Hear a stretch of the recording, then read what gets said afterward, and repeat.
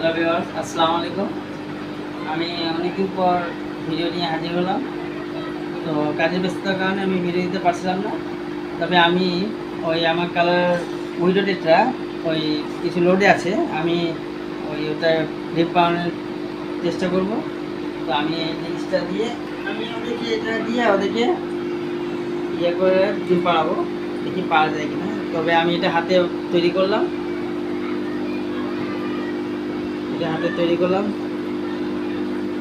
অনেক কষ্ট হয়েছে আমার। তো আমি এটার মধ্যে পানিতে ডুবিয়ে দিয়ে এটার মধ্যে উইডোটা দিব। আমি এটাকে পানিতে দেওয়ার চেষ্টা করছি।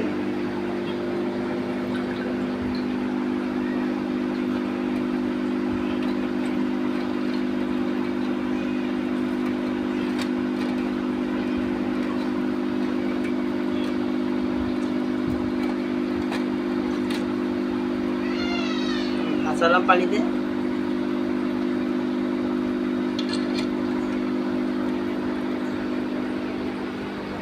এটা আমি কিছু গাছের ব্যবস্থা করে দিব।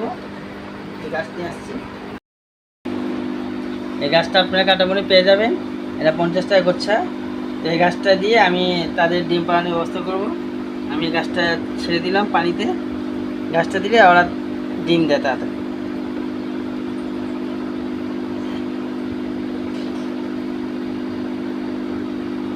আমি এখন মাছটা আপনাকে দেখার চেষ্টা করব।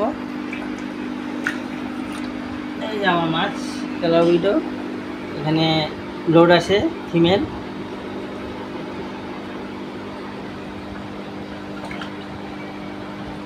ফিমেলটা দেখুন, লোড আছে। আমি ছাড়লাম, বিসমিল্লাহির রহমানির রহিম, ছেড়ে দিই।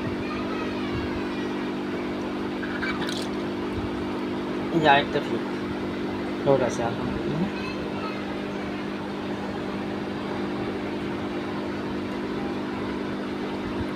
আমি 3টা মেল দিয়ে দিলাম, দুটা ফিমেলের সাথে আমি 3টা মেল দিয়ে দিলাম। এই 2টা মেল,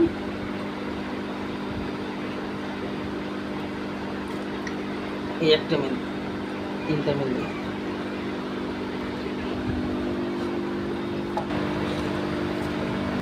এখানে কাঠবাদামের পাতা দিতে হয়।